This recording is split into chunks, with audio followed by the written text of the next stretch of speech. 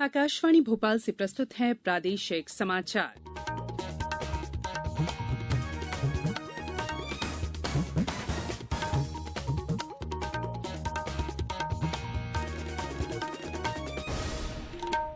नमस्कार, समाचारों के साथ मैं संयुक्ता बैनर्जी। सबसे पहले इस बुलेटिन के मुख्य समाचार। पंच, सरपंच और जनपद सदस्य के नतीजे घोषित। जिला पंचायत सदस्य पद के परिणामों का आज होगा ऐलान। प्रदेश में 21 जुलाई से शुरू होगा कोरोना संक्रमण पर नियंत्रण के लिए बूस्टर डोज टीकाकरण अभियान। साझा केंद्रीय विश्वविद्यालय प्रवेश परीक्षा स्नातक का पहला चरण आज से। और दूसरे एक दिवसीय अंतर्राष्ट्रीय क्रिकेट मैच में भारत को मिली हार, इंग्लैंड ने 100 रन से हराया। अब समाचार विस्तार से। प्रदेश में 3 चरणों में कराए गए ग्राम, जनपद और जिला पंचायत के चुनाव में से पंच, सरपंच और जनपद सदस्य के परिणाम घोषित कर दिए गए हैं। विकासखंड मुख्यालयों पर रिटर्निंग ऑफिसर ने परिणामों की घोषणा करके निर्वाचन प्रमाण पत्र जारी किए।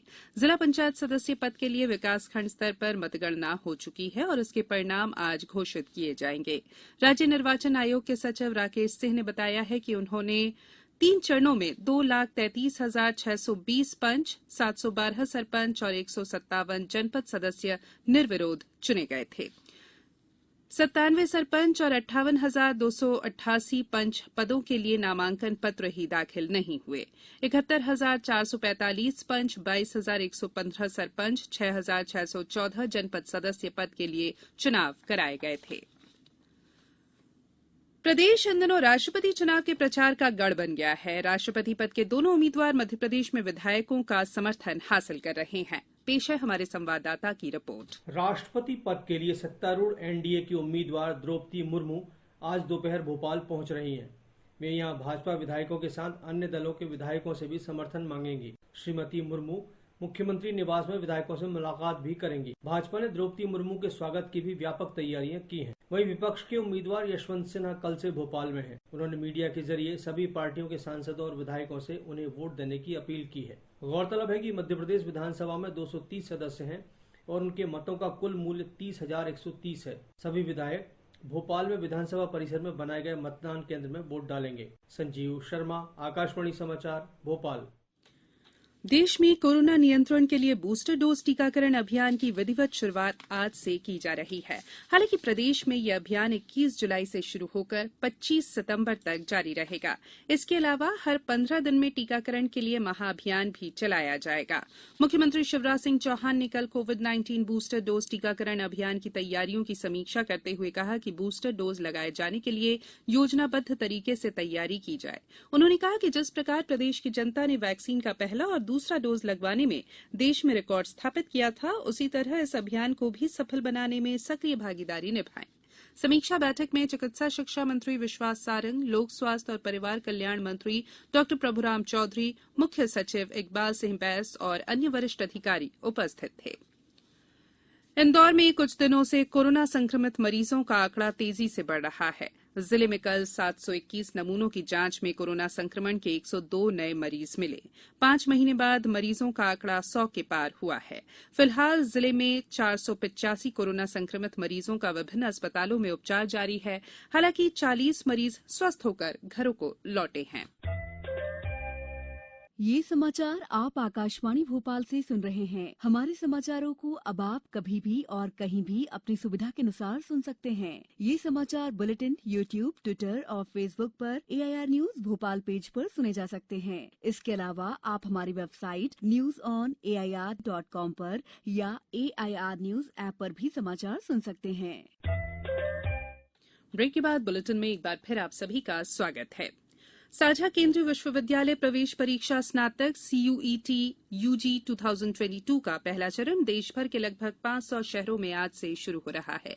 ये परीक्षा 15, 16, 19 और 20 जुलाई को होनी है। इस वर्ष परीक्षा के लिए लगभग 14,90,000 विद्यार्थियों ने पंजीकरण कराया है। इनमें से 8,10,000 विद्यार्थी पहले चरण में और 6,80,000 दूसरे चरण में परीक्षा देंगे। दूसरे चरण की परीक्षा 4 से 10 अगस्त तक कराई जाएगी। राष्ट्रीय परीक्षा एजेंसी ने कहा है कि सभी परीक्षा केंद्रों की CCTV से निगरानी की जाएगी। परीक्षा केंद्रों पर जैमर भी लगाए गए हैं।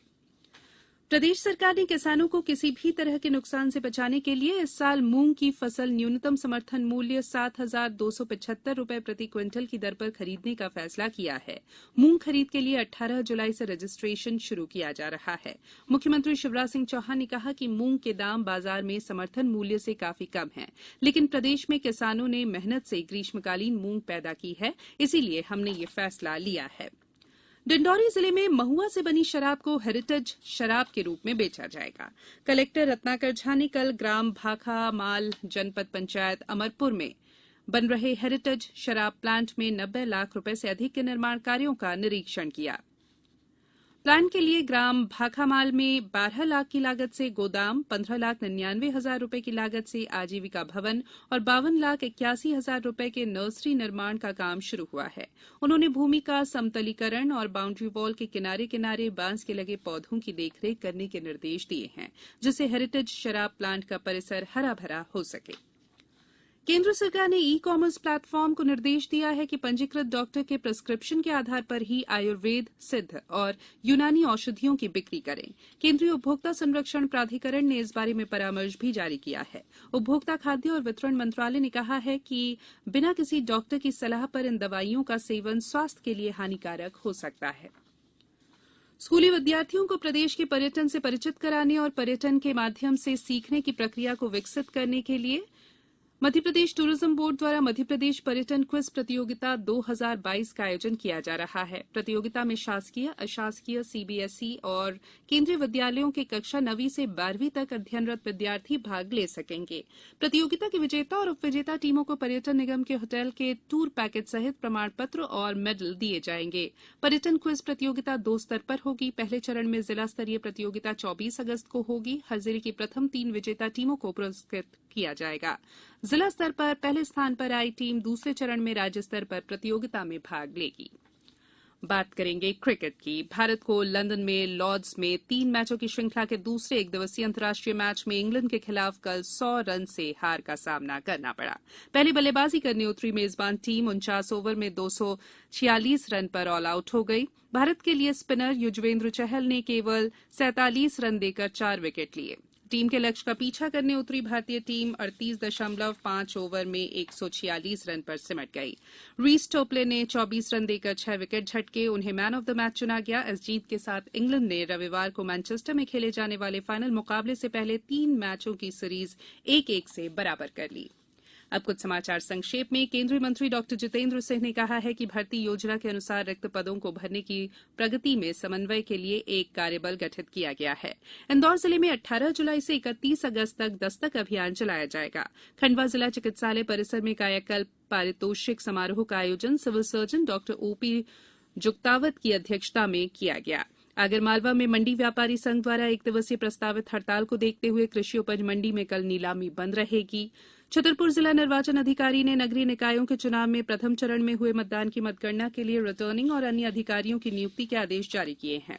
मुरैना जिले में मध्यप्रदेश राज्य विधिक सेवा प्राधिकरण जबलपुर के द्वारा चलाए जा रहे पंच अभियान के अंतर्गत 11 जुलाई से 15 अगस्त तक वृहद वृक्षारोपण अभियान चलाया जा रहा है। राजगढ़ में मतगणना के लिए नियुक्त किए गए 35 मास्टर ट्रेनर आज रिजर्व सहित 1022 प्रशिक्षार्थियों को 2 पालियों में प्रशिक्षण देंगे। जबलपुर में लगातार बारिश से सड़कों में पानी भर गया है।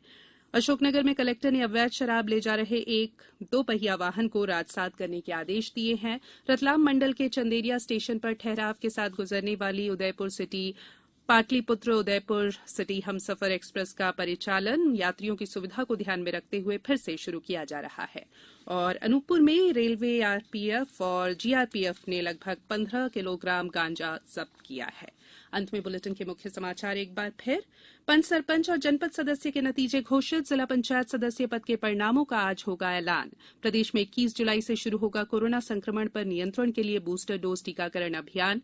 साझा केंद्रीय विश्वविद्यालय प्रवेश परीक्षा स्नातक का पहला चरण आज से। और दूसरे 1 दिवसीय अंतर्राष्ट्रीय क्रिकेट मैच में भारत को मिली हार, इंग्लैंड ने 100 रन से हराया। बुलेटिन में फिलहाल इतना ही। इजाजत दीजिए। नमस्कार।